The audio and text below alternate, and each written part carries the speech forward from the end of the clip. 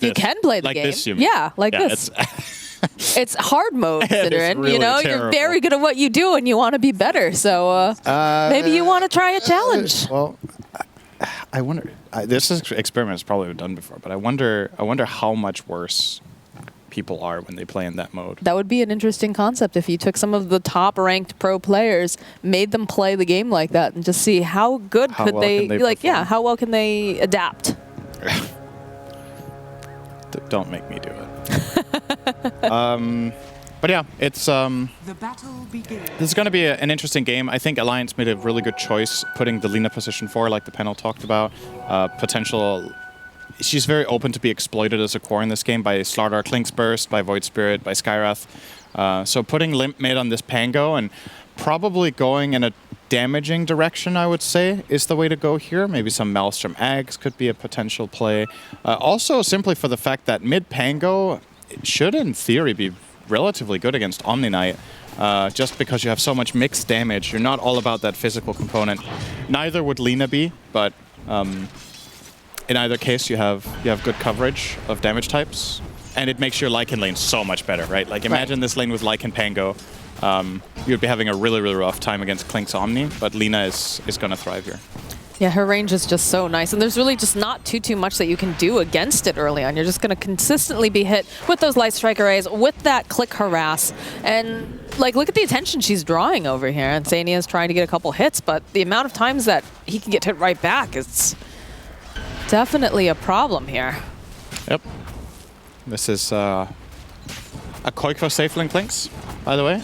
Worth mentioning, they have put Koikva in the safe lane in this game. So assuming that Mickey is not feeling too comfortable in that hero, since Koikva definitely does play Void Spirit, nice lucky shot proc there for Limp. It's going to keep him nice and safe here. As the bottles are on the way out very soon. Limp's is already there. Mickey is closing in on his. He needs 2 more CS to get it. And honestly, Mickey might have to be a little bit careful here. He doesn't have a salve. He has 150 health. Limp is getting the bottle advantage. This is almost nullified. And if he pushes Thinking well now, about maybe... Yeah, Mickey kind of needs a water rune. But when you don't have bottle, water rune kind of just sucks right now. Right. So, yeah, I foresee Limp pulling ahead by a decent margin here. Nice harass. What Void Spirit ideally wants in this lane is to use Resonant... Oh, Taiga is... I think he's fine. Fine? He's fine. Yeah. Just fine. Ideally, you want a Resonant Pulse before you get hit by Swashbuckle, so you get all of that defensive damage block out of it, but that's obviously what Limp is playing on. Whenever the shield is down, that's when you can get in your poke and harass, and just keep playing like that. Well, sending out the Blightstone here on Pango for that added damage in lane, both for creeps as well as for the harassment. I have a friend that absolutely thinks that this hero is super busted in the mid lane because he just hates Lucky Shot completely. He thinks it's just like a cowardly thing that's built into the hero. How do you feel about it? It's a very strong skill, for sure. But it's specifically in the mid lane where it is like a 1v1 sort of matchup. Yeah, it's matchup specific how good it is, but I would say overall it is a very good mid lane skill. Disarming in any 1v1 that is about CSing is incredibly powerful naturally. The mid lane is largely about finding CS early on, so having an ability to full on deny it. Your friend should try playing against Pugna. I think that might be even worse. He doesn't have as much hate for it, actually, believe it or not. Maybe the Pugnas aren't as good. That's possible too. If you're playing a melee hero against Pugna mid and the Pugna is really good, you are miserable a lot of the time. That's the difference, though, is that it's a case of being very good versus lucky. That's true. But I know how you feel about lucky and RNG and neutral items, so we won't even go there. We won't go there. My bad. I should have brought it up. Couple trades here over in that top lane. Bottom lane, F&G has to be careful in his positioning, but Boxy backing off, has the swoop. They're going to try to go in for the fight, but they turn back around, and Boxy's going to get the first blood here. Nico Baby wanted the kill on Boxy, but just not there yet with his damage. Kind of ill-advised to melee Slardar as a support, but I know where FNG was coming from. He had Fire Spirits on him, he was getting low, but he did have the stick charges and I think Fairy Fire.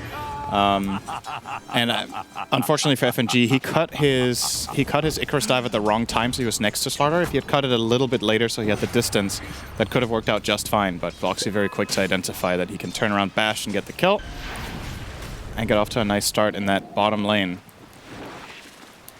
You can see some of the stacks are being created now over by the supports, starting to take advantage of the stacking meta. Yeah, look at so this, he right ends next it to him. here, and it allows Boxer to just turn around and smack him. If you imagine that Icarus dive running a little bit longer, he would have had the distance required. Nice heads-up play from Boxer, though. That was a pretty quick reaction. Just turning around. Taiga might not be so lucky. He's got to get that bug. No, even if he gets the bug off him, he's still very dead here. This lane combination is pretty nasty, by the way, if you think about it, right? Fire Spirits prevents you from attacking, and then you have the swarm on you, and you can't get rid of it. The damage over time is really ramping up fast when both heroes level up these skills, especially the Phoenix Fire Spirits, of course, will be the priority. I could maybe see Nico Baby potentially going more than 1 point in Swarm after he's maxed out Shikuchi for that reason. A lot of the time we see carry Weavers go 1-4-4. Sometimes, however, Swarm is given a little bit more attention in the builds. I mean, it's the same concept as whenever you have an Axe Phoenix lane, right? Because you're able to put out the Without a Hunger. Yeah, same idea. Sania should be okay here as long as no one else shows up. Yeah, Goif is just going to poke at Hanskins. Don't touch my support. And he's going to be fine. Hanskin might have been able to find a kill there with a 1-1-1 build. I think that's what we saw from... I'm trying to remember which support Lina it was the other day that that notably did that in lane and just got way faster stacks up on the Fiery Soul. The trade-off is, of course, having more levels in the stun is more mana efficient directly in terms of damage per mana cost. With the stun, you get more right-clicks in, but it doesn't give that same burst potential. Okay. Well, Nico Baby's going to lose his courier. And Taiga throws out that taunt here. A couple value clicks, though. Sending a message. No chicken comes for free. Ooh, free chicken. What about if you win a chicken dinner? Does that count? You didn't get it for free. Wait, that actually doesn't make sense. S4 gets us level 6. This was a timing that Effie was talking about on the panel. You've got 6 on Lycan. He's going to get the Helm of the Dominator flying out now. This would be a great time for Pango to think about coming up here. If they can kill the Clinks with a Dust and then get the tower, that's a very high impact play. And keep in mind, this is a level 2 Omni Knight. Like, he is not going to offer much in the way of protection for his Clinks. And another thing, just from a bigger strategic perspective, Liquid chose to pick Clinks into Lycan, which I find a little bit like... It's one of those situations where you look at the glass, is it half full or half empty, right? Mm-hmm. It's very good with Slardar. It's clearly very good in the patch, but there is also one of the, in my opinion, strongest single hero counters to here in the enemy team, which is Lycan. He pops all his stuff, he runs at you, and just overwhelms you. Mm-hmm. And I don't think the new skill on Clinks matters, because Lycan is so fast that he can just cycle around it and your spell's going to miss. So perhaps we're going to see that in play. I would love to see S4 pick up a Dust for that reason, so he does have it, perfect, so that he can just go on just his own. Shovel laying over there. Oh. Probably pick that up. Might be good. It's very useful. There it is.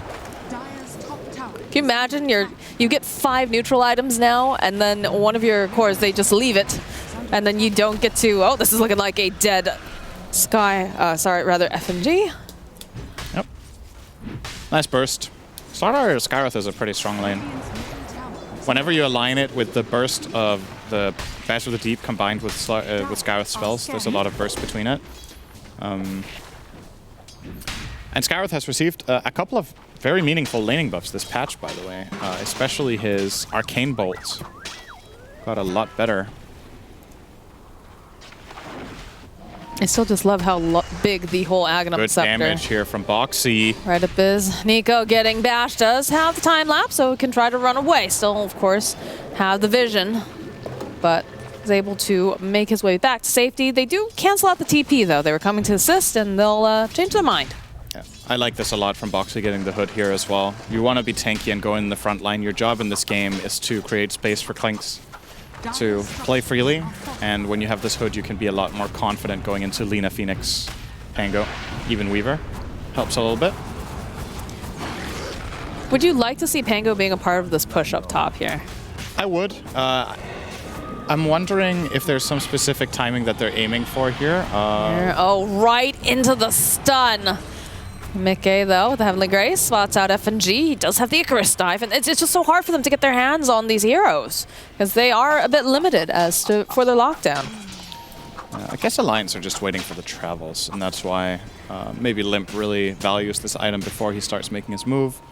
But this is going to cost Alliance their first shapeshift without getting the tower, and it might cost them F&G. Mickey has chased him the whole way. He is super dead. Alright, it's a bit of a grab. It's not the biggest kill ever for Liquid, but It's something. it's something. And looking at the game right now, my biggest concern for Alliance actually is Weaver. I'm trying to imagine how Nico Baby gets a good game out of this. So he got obviously pressured a lot in lane.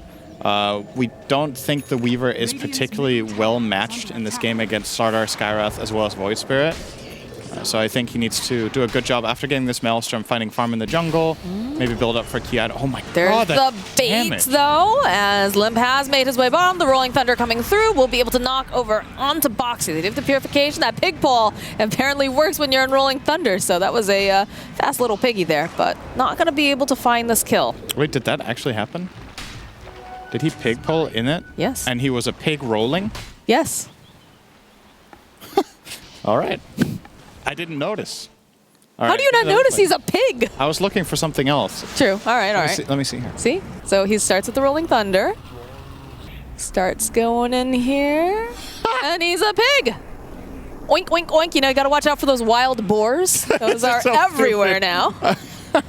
Oh my goodness. No, I was looking to see who was TPing in if it was the Omni. So I wasn't like, I was just looking at, you see the animation, you know what's coming. You know it's Rolling Thunder.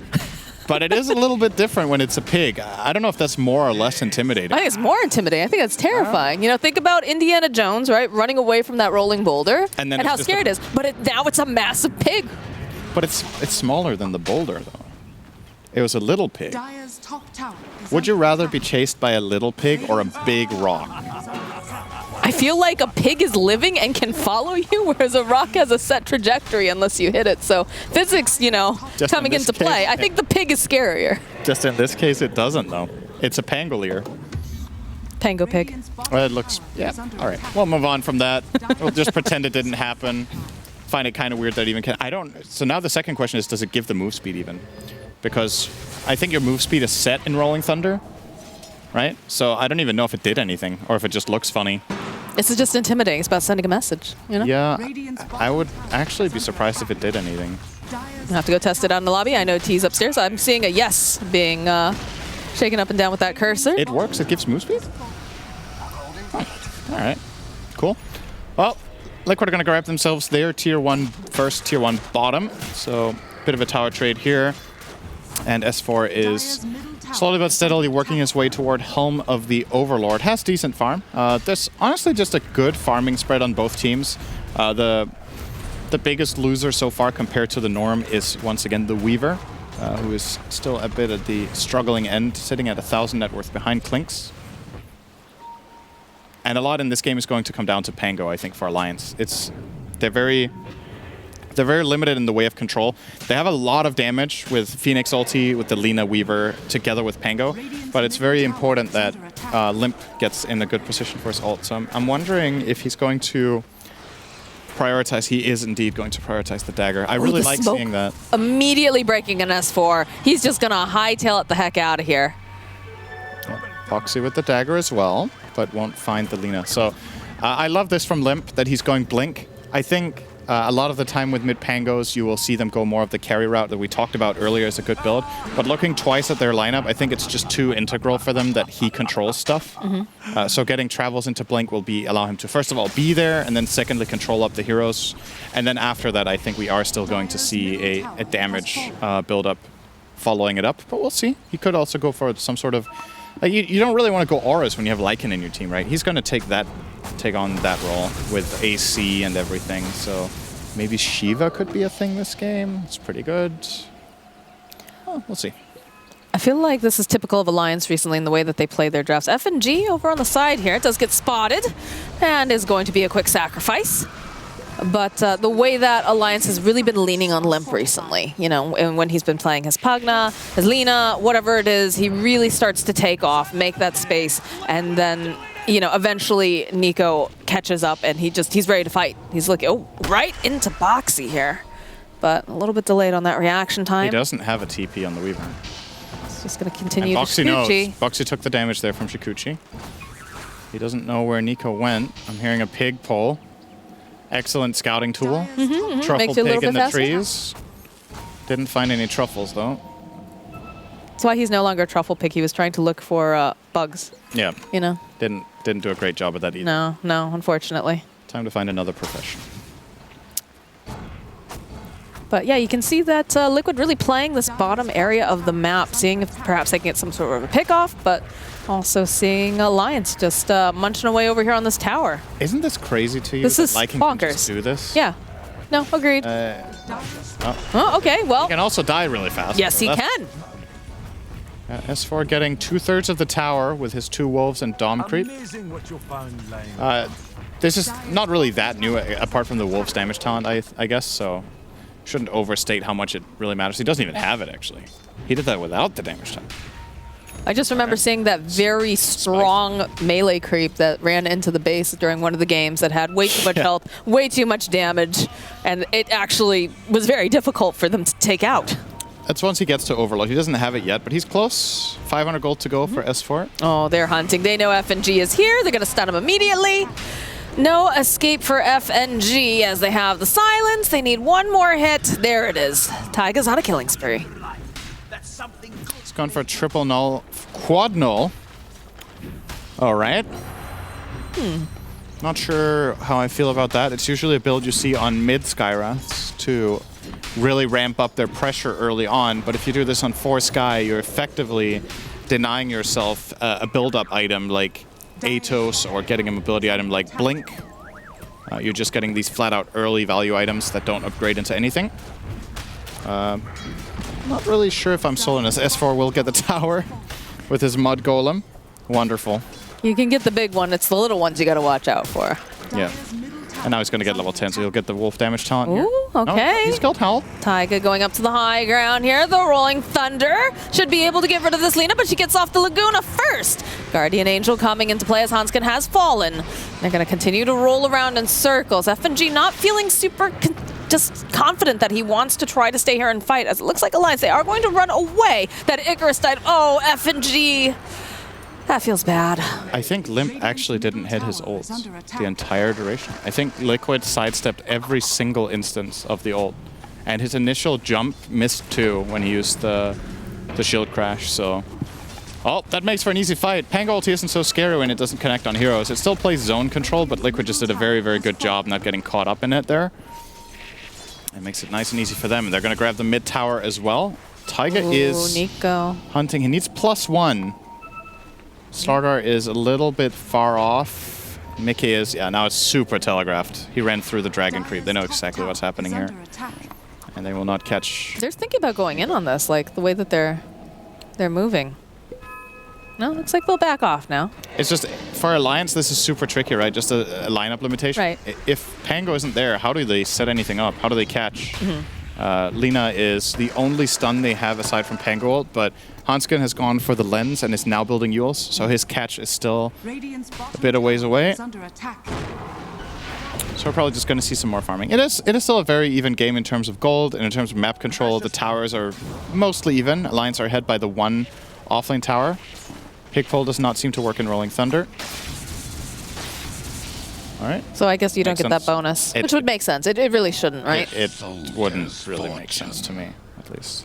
But it is still cool to look like a pig. So I understand that you want to use it, but you got to remember if you use it during Rolling Thunder, you don't have it after. And it does cost mana. So it's kind of just grief, actually. Yeah, you know. To spice things up every once in a while, but Alliance are going to walk right into this Roche pit. They've got themselves a big black dragon. Mickey, though, seems keen here. Seems to know there's something going on. We'll Mickey's throw out strong. the remnant. You Yes, can the see axe. Boxy, the rest of the team on their way. They'll jump immediately over onto S4. Mystic Flare not quite doing quite enough damage, but they'll still take down S4. Sunray coming into play as well, as they'll have the Rolling Thunder. There's going to be the Laguna Blade. Boxy's not going to be able to run away. It's not looking like Sadia will be able to do it either. This is Mickey. He's going to try to draw over. The stun comes out. The silence. Can they do a little bit more damage to Limp? It's not looking like they'll be able to, but they do manage to take down Taiga. Mickey sitting so very low. No, he's going to fall. They have vision. They have everything they need, and Alliance can go right back over towards that pit. That was flat out just a blind faith play from S4. He was like, if I get jumped, you guys better be ready. And they got an instant, really good Pang ulti off that time. A couple of great stuns from Hanskin. They got the Supernova, and Nico Baby had a totally free fight.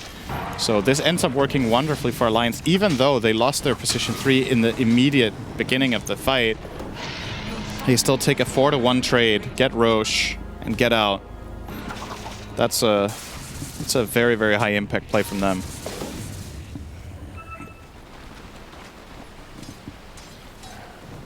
And that Helm of the Overlord up and running, so we can assume that... Now, I'm interested, is S4 going to be similar with this build where he's going to be on the opposite side of the map, or...?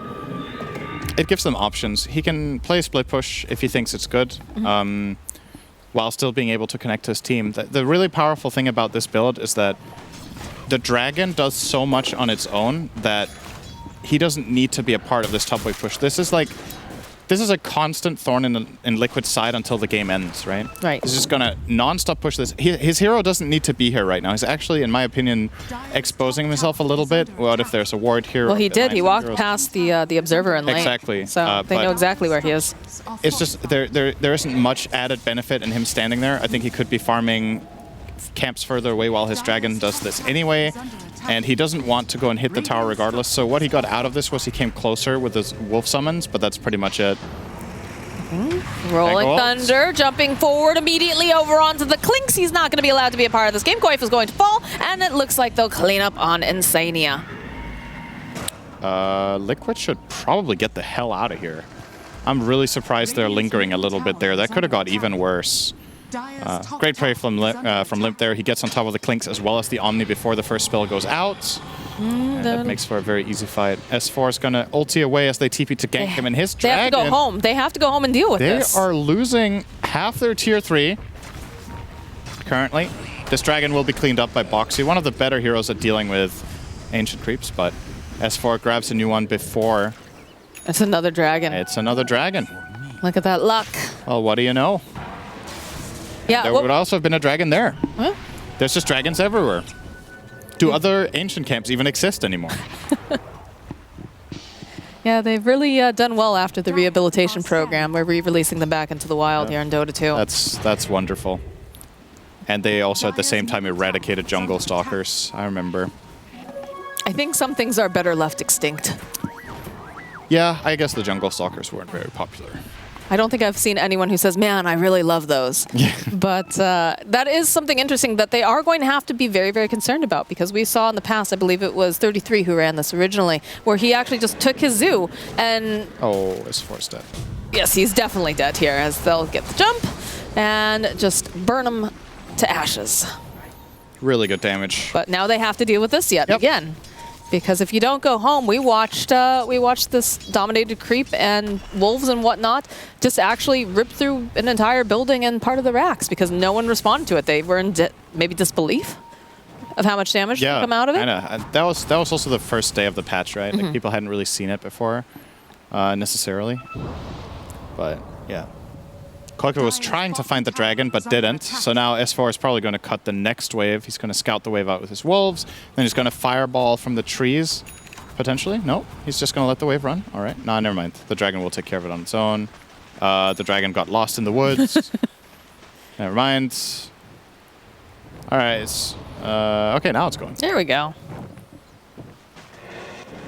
Go right past. Oh, the ward's actually just about to time out, so... I like with this setup, it looked like Koikva was the dragon. Because his camera was showing whenever they selected the dragon. So it's just Koikva is playing Ancient Dragon.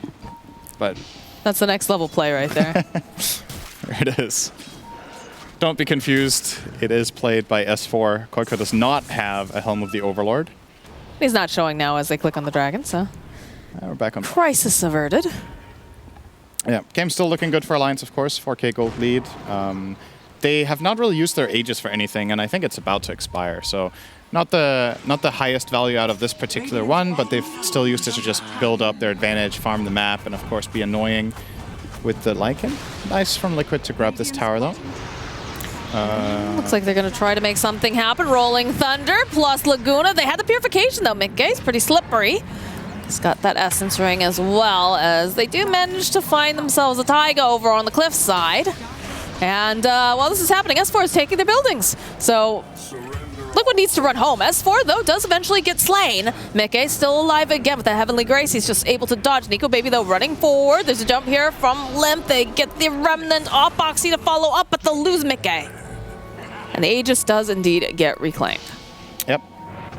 So 2 for 2 overall, but Boxy? S4 did get the tier 3 tower. He wants this. Right. He's got the Clinks nearby. He's got to be very careful that there's plenty of heroes over on the side of Alliance. In fact, look how fast he is going to just try to run away. Koifa getting off a couple of these shots, a couple warning shots. Get out of our triangle, but Boxy's still considering coming back in. They do have some vision off to the side.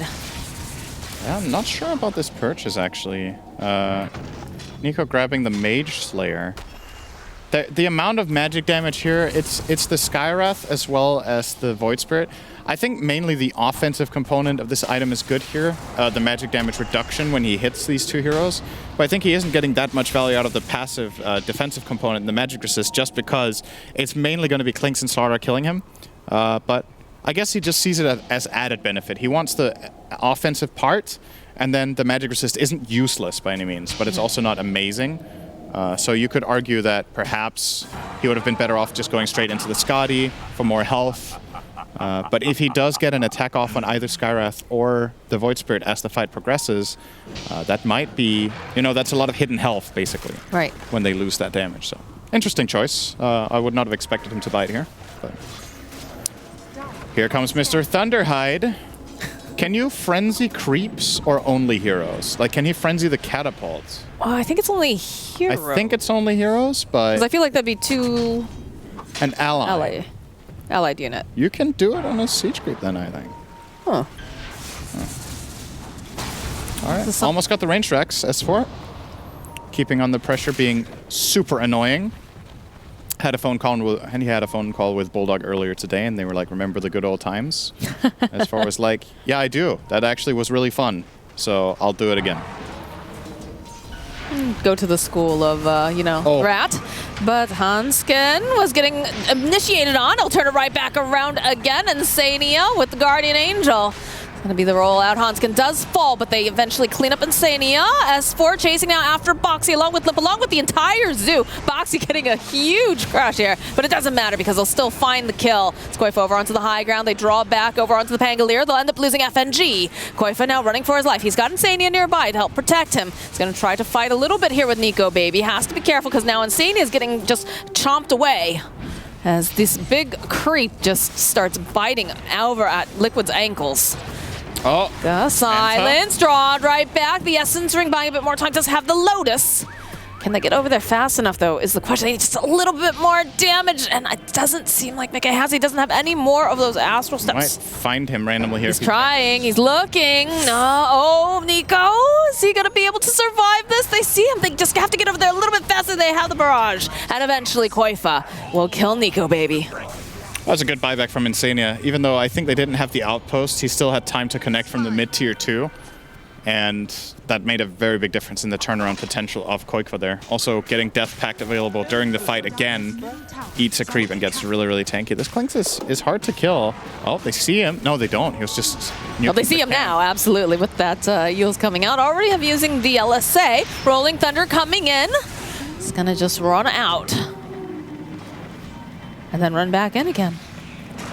You don't have to worry about the Rolling Thunder. FNG needs to be careful. Mickey stepping forward, has the signs because of the Ags, tries to go in for that draw. They should be able to get the kill on FNG. And Liquid has taken over the triangle, and oh, there are creeps right over at that tower. Would not be surprised to see them go and put some pressure there.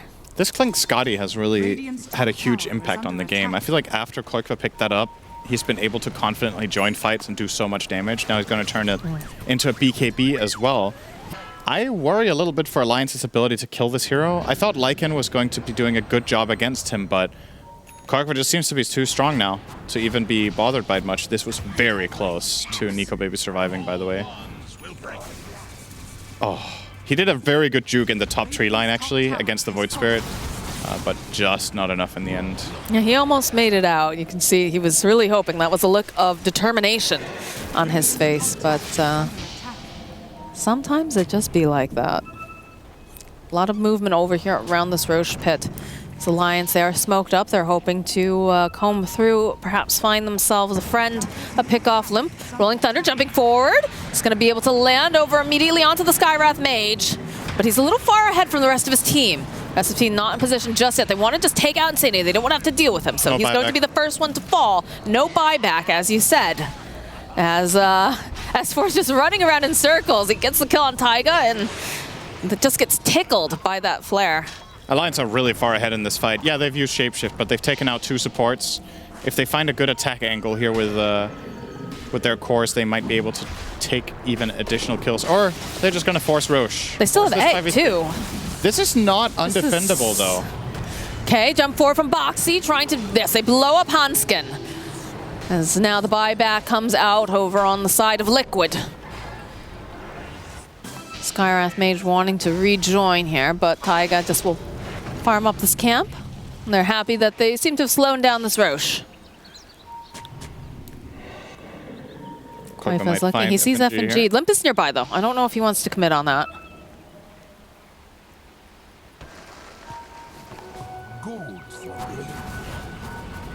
He has a wolf to spot out inside the Roche pit.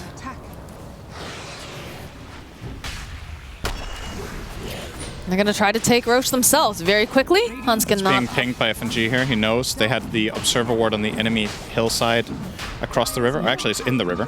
In the river. Hanskin is back up, though. They have the Rolling Thunder. Going to go right through BKB on Koifa, though. He's going to buy some more time. Rolling out. Limp. Where's the rest of the team? Oh, they're chasing after Insania. That's what they're doing. Limp is drawing their attention now. Mickey does get hit with the LSA. They have the follow-up. Nico is swimming around over onto the back end. Silence popping out. Hanskin, he's going to go down again. Does Nico make buyback TP on the outpost here. They're ahead. They're ahead by 2 heroes if he buys back. Boxy, look at this position coming out from Boxy. Jump forward. Oh, it's a 3-man crush coming out, as that is a triple kill now for Koifa. And this is not looking great here for Nico Baby. He is forced to flee. Mickey trying to keep tabs on him, trying to keep those eyes over here onto this pesky little bug. The taunt comes out. It's an ultra kill for Koifa. Team wipe on the side of Alliance. This Roche belongs to Team Liquid. Oof, you got to be careful with your positioning there, Alliance. They stacked up. They got triple crushed and triple jumped by the Void Spirit. You're going to see it in a moment here. So first of all, they get the kill on Lina. Hanskin has buyback the whole time. Oh, he doesn't have TP, I think. So he doesn't want to buy back. He can't reconnect anyway then. And now this chase, they're starting to stack really heavily here in the back line. And there it is, the Void Spirit jump on 2. Boxy with a beautiful... That was a 4-staff crush, by the way. That was not a dagger crush. Getting 3 of them in the middle of the burning barrage. Very, very nicely done from Liquid. And they get Roche off that too.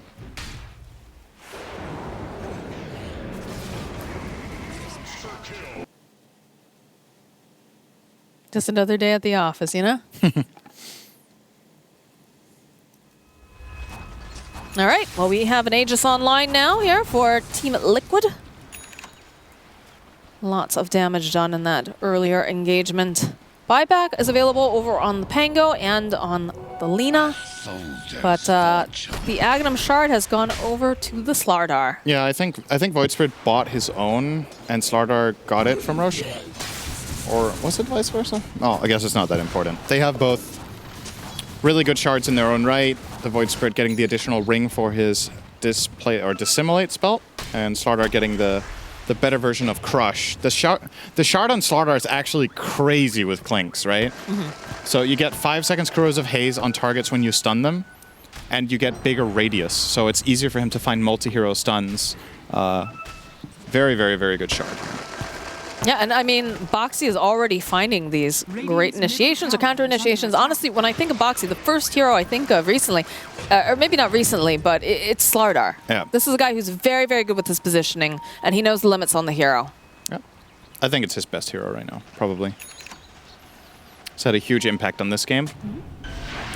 And again, the really key difference for Liquid's lineup this game compared to the last one is they're more defined way of taking fights and the more defined strategy and setup where the heroes play around each other better. I just like their lineup so much more, and it's really showing its prowess in these team fights, whereas Alliance are kind of, I wouldn't say they have the same issue that Liquid did last game, because they are also taking some good fights of their own, but they're very, very reliant on Pango.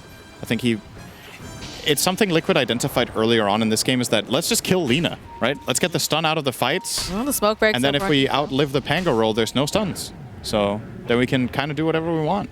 Koifa keeping tabs on Nico, baby. Knows that they're smoked, and you can see their movements on the side of Liquid. They want to get out of there. Mickey being tailed, of course, by one of these wolves. Has to be a bit careful because Limp is making his way over. Look at this immediately. Assimilate. Goes to the outer ring. Just doesn't want to be bothered. Yep. They dodged that smoke gank very nicely. And now Liquid could make their own. They're making sure to push out top lane. They're still a bit paranoid about the Lycan, which is very understandable. Void Spirit will shove this lane out, and then he could reconnect with his team. He has the haste rune running and level 25. Ooh, look at that. Crush immediately over onto S4. He is just erased. And so is his little pet. Well, maybe not that one. That one's still alive. One survivor. Two survivors. Okay, yes, they both have terrible PTSD now after losing their... I wonder if Liquid are just going to go high ground here. They do have Aegis advantage, and they do have a core dead on the side of Alliance. This is not the easiest lineup to push into. There's a lot of issues. There's the long-range stun of Lina. They're playing into Pango. There's there. Make's just going to go for it. Immediately onto Hanskin. They want to get rid of this Lina. They've got so much damage coming out here from Koifa that they just erase him. And Limp jumping in the back lines here with that Rolling Thunder. Just trying to make some disruptions. Liquid will back off. And then reset. That was a kind of costly kill. You did get Pango ult out, though. So I guess it's fine in the end. But they did lose a lot of health. Obviously, will take them a little bit to get that back. Omni Knight, one of the better heroes for this situation, of course, having double heals. Koifa's still going at it. He's disarmed for a moment, thanks to the lucky shot. But look at the way they're setting up. Got all their pieces in the position that they want them to be. And are just going to take advantage of the fact that Hanskin is down. Mickey jumping forward, has the taunt off over onto FNG. There'll be no bird available in this fight. S4. Stun, very nice. That's a good talent. S4 can't go forward. Look at the damage coming out. He's lost like half his health from just Skellyman over here. Koifa is absurdly strong in this game. 12-1. Had a lot of time to farm on that Klink, so we were worried about his ability to fight into Lycan, but it has not seemed to be that big of a problem. They've just protected him. S4's damage in this game, pretty pitiful if you looked at that, by the way. 6k damage, obviously has been prioritizing split pushing in this game. And, yep, they're not getting that pressure out that they're looking for in fights, Alliance. And now Liquid could look for their next pressure move. They got the mid barracks, the melee one. They did lose Aegis, so maybe a little bit of a moment of opportunity here for Alliance. But yeah, the disadvantages are just mounting. They just made short work out of that dragon too. Yeah, that was the big thing, you know, coming out for us4 was being able to have this. That the Overlord will always be on a timer. It's just not going to be good the entire game, right? Eventually it gets overpowered by the enemy heroes. And yeah, these level 25 talents is going to be a stun here. He's just dead. So the levels are really... Like, Alliance are very, very far behind on levels. Pango's level 21, Weaver's level 24. You look to the other side, 26 Klinks, 26 Void Spirit. It's not just the gold and the items that they're ahead, it's the fact that they have this extra free, absolute key ability. Mickey has now been able to find 2 kills on the support specifically because of the Dissimilate stun talent. And Koifa, of course, with that level 25 Death Pact buff, is just so much stronger. He's sitting at 5,000 health right now because he also gets the Heavenly Grace. What an absolute unit. He's just seemingly invincible. He's taking everything. It's like whatever. He's allowed to just stand there. This gives Boxy the luxury of being able to decide, when do I want to go forward? He's not forced to make these moves. As Limp is going to use that Rolling Thunder, has got the roll up as well. Boxy jumping over to the side over on Nico, but look at the damage. He immediately has to time lapse away. And that's going to be Tower and Rax just absolutely removed. They do have creeps over in the base, but not going to hit quite as fast or as... All right, Hanskin. Again, they'll land the LSA over on Insania, but Hanskin's just, again, obliterated as the Heavenly Grace being placed over onto Boxy, and the Guardian Angel gets popped. They can go right back in again, should they opt to, but... And this felt like a desperation play from Alliance. They had S4 pushing all the way into the bottom barracks to force a hero home, which was the Void Spirit TPing back. So they were like, okay, let's go. We've got Void Spirit back to base. We're going to try to fight outside our own. With a numbers advantage, didn't matter. They're just so far behind. The Clinks is absolute god mode. And honestly, all it takes for Liquid to find a kill is Boxy go stun, and then Boxy okay, and then Clinks presses one button and they just die, right? I love how you simplify things for everyone so eloquently. I mean, he doesn't even need to apply the Corrosive Haze because he has the shard. He just needs to crush, and those 5 seconds, more than enough for Koikva to kill someone from full HP, so... it just is really, really tricky for Alliance. Once again, it comes down to can you find the perfect Rolling Thunder, and they just haven't been able to for the last 10 minutes. It's a tall order. Playing with that as your only reliable stun is difficult against this kind of strategy. They're probably going to take a last-ditch effort here with all 5 heroes in the fight. And I think maybe they will use S4 to try to kill the Skywrath. Going on Omni Knight is not going to work very well. I think he's probably too tanky at this point. He obviously will have GA. Going on any of the cores will just get him killed. So, has definitely fallen off in a big way. Look at that creep. Yeah, Mickey's got this under control. Gets some free gold. And at this point, the zoo is closed. They know, though. They know that Mickey has gone back, and they're smoked up over on the side of Alliance. They know that right now this is probably the best kind of engagement they're going to be able to find, knowing that there's just not everyone available, but... They're going to shapeshift and just go for it. Insania, I think, with the Aeon Disc, might be the one to pop it. No, he isn't. Here's the Rolling Thunder. Found themselves Boxy over here, so they're going to try to get rid of the Slardar because he has absolutely been a thorn in their side. And just a couple more clips here. LSA a little bit off the mark. Egg pops over on the back line. Boxy somehow still alive. Yep. He is going to, oh no, Hanskin finding him, turns back around, land the crush. Another LSA, though, they're just cutting down all the trees. They want to get rid of Boxy, and they should be able to find it.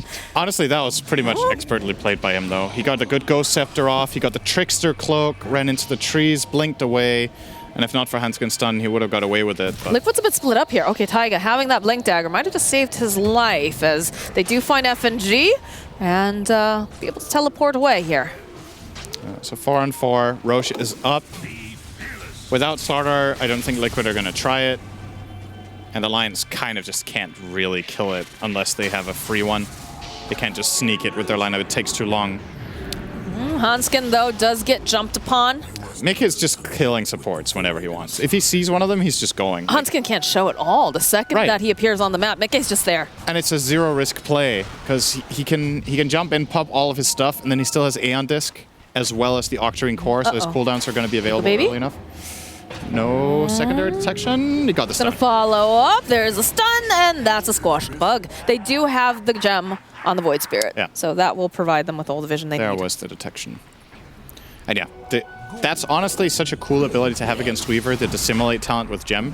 You're going to jump on top of him, you're going to pop your Dissimulate, and Weaver is going to scramble to find a path out, and you can always, almost always, find the angle for a Dissimulate connection for that 2.5-second stun. So who's getting the Aghanim's Blessing? Probably Omni Knight. Seems pretty good. Why not?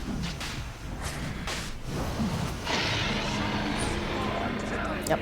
Cheese and that... No, oh, no, he passes it off. Give it to Slardar. All right, I think that makes sense. Fair enough. Even more space for Boxy in fights as long as he gets a crush off. He can tank forever, almost. Dire are scanning. He's just going to build himself a nice little pool. It is the meta on Twitch right now, so why not bring it into Dota? Nothing is sacred anymore. And yeah, they're going to keep poking away over here. Koikva, he's fairly tanky, though. Mickey, jumping taunt. I said it, I say it again. He's just hunting Hanskin the entire time. He's going to buy back, though, try to get back into this fight.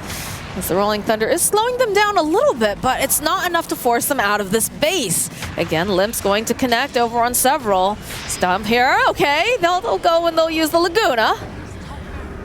It's just the Aegis, Silence. though. It is the Aegis. He's coming right back up again. You don't have a second Laguna. You don't have another way to burst him down. Egg is going to get dropped over onto the side, and they're just going to go and shred it into pieces. That's an omelet in your base as they turn their attention back to the tower and turn to start hitting these racks. S4, he's looking forlornly at them. He wants to do something, but he just can't find the angle as Nico Baby does throw out the swarm. Boxy jumping forward again. They get the stun over onto Limpy. Is out of here. He is dead. He's going to have to buy back. Do end up getting the kill on Mickey. More buybacks coming out. They're very unhappy about this. They need to take advantage over on the side of Alliance. Nico Baby clicking away over on Coinfight. Does get bashed though by Boxy.